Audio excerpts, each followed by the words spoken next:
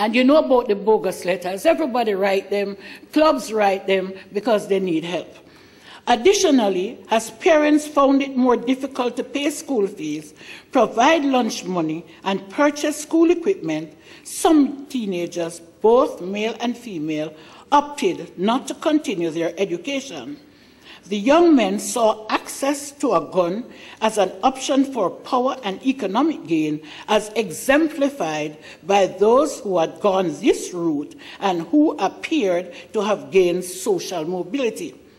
On the other hand, his counterpart, who had completed school or skill training, was unable to find a job, or was working but could not furnish himself with the material things that accorded status and acceptance within the society. As a result, young women became openly involved with older dominant males for financial gain, leaving themselves vulnerable to early pregnancy, abuse, and neglect.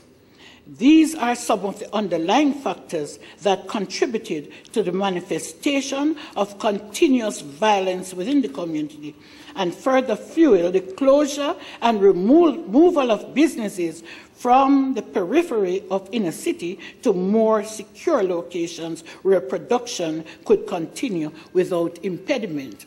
Those of us who work at Grace will remember, I think it was a gentleman, he has passed now, who had a car and he was in the MIS department. A guy came to the security and said the gentleman told him that he used to take off his 4 tires because he should take it to the mechanic. And rightly so, the security took the letter and said, go ahead. He got 4 blocks, put the cars on it, and left. At 8 o'clock, when the gentleman came down, he says, but what happened to the tire for the car? Somebody said, oh, the gentleman took it to the garage. So, you know, it was my job to find the 4 tires. So I went to the community and I asked, I said, you saw 4 tires? They say, yeah, man, some 4 guys just bat them along the road. They're rolling around some corner. I said, well, we need them back to put on the car. So we had to go back and get back those tires. So in those days, that was how it was. People take things, they take off the antennas from cars, but the tires were the radios. That was the objective. Let's get it before it remains there until night. Now, you know, when we are going to look further, we are now going to define what exactly is community. We have now set that stage, and I know you must be wondering, this is crazy. But as such, the concept of community does not easily nor readily align to the academic, local or international or sociological and or demographic distinctions.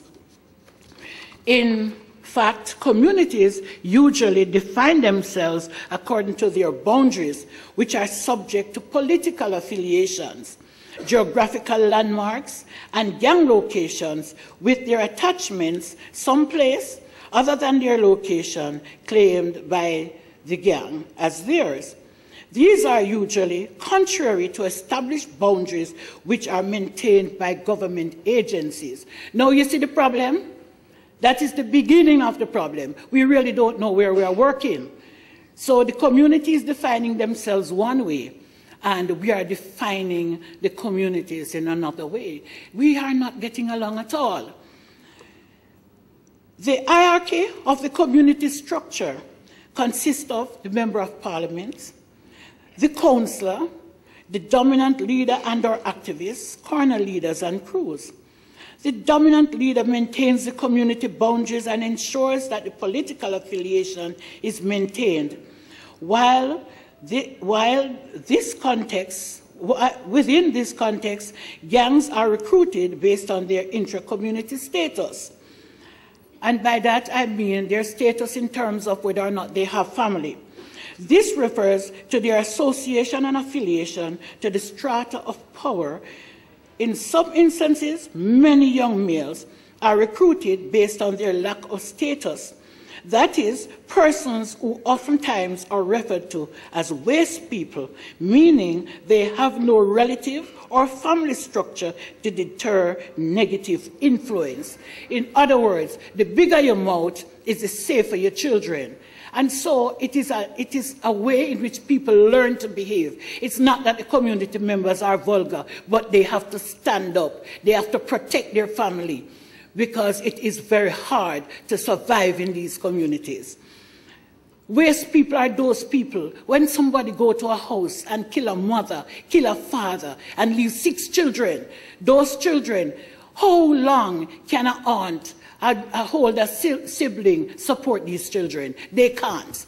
And there's nobody looking out for these children. Nobody knows what becomes of them. If an aunt might take 2, the other 4 older siblings might be managing the other 4. They are not taken care of. And eventually they fall into gangs or groups because they are waste people. There's nobody. You know that story that Louise Bennett says, "We lick a worm"? Says, "We lick a worm. What you do, so?" And she said, "You don't have no mother. You don't have no father." And the little worm says, "No." And she says, "Well, you don't belong here." So, if you don't belong anywhere, then you will be utilized. As a result of the gang-related activities in these kinds of communities, the types of crimes committed generally include murder, carnal abuse, rape, and robbery. Within the scope of these crimes, specifically violence against women varies in many instances.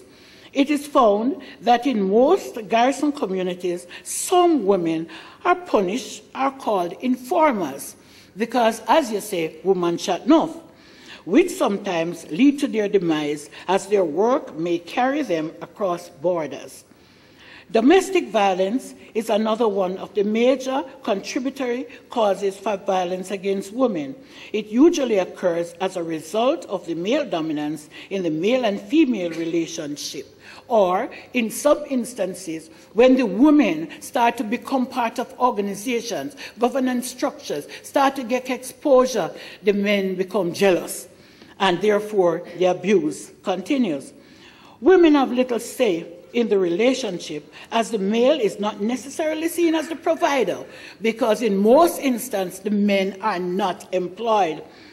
But the protector, he is supposed to ensure that his woman and children are safe.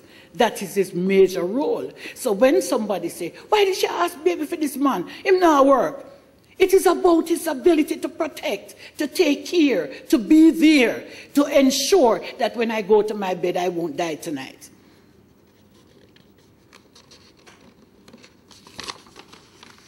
Women are also beaten if there is constant rivalry over men, news carrying and telling men about their mothers. And, you know, in the inner city, you oftentimes hear the children say, "Go your mother," and so it continues. These beatings are usually ordered by the leader, and it is so cruel at times and demeaning that they end up in hospital and cannot report it to the police. You know, in these communities, it said silence is golden, or it incurs greater reprisal on extended family members. In summary, many women in our communities are frozen in denial, fear, and trauma, and devastated that they have lost control over their children. And this has contributed to them having a feeling of powerlessness, hopelessness. They are also terrified to speak, and there is no trust for the law.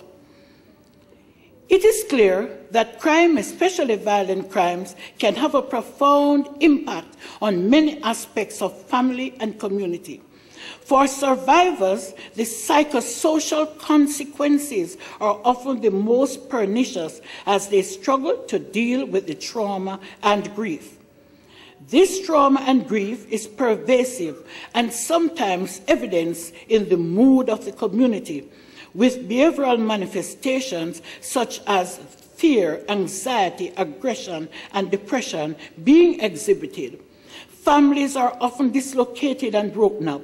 Some residents appear to be perpetually traumatized, dealing with one trauma after another, hardly recovering from one. In addition, violence does not only impact the emotional or physical status of the individual, but it also affects the economy of the community, education, and communication. Everything in the inner city takes on a violent approach. If you're going to eat a lunch, you're going to bounce a coffin. If you're going to, if you put your finger in the air, what does that mean? Talk up your talk. Make we sort it out. What it means?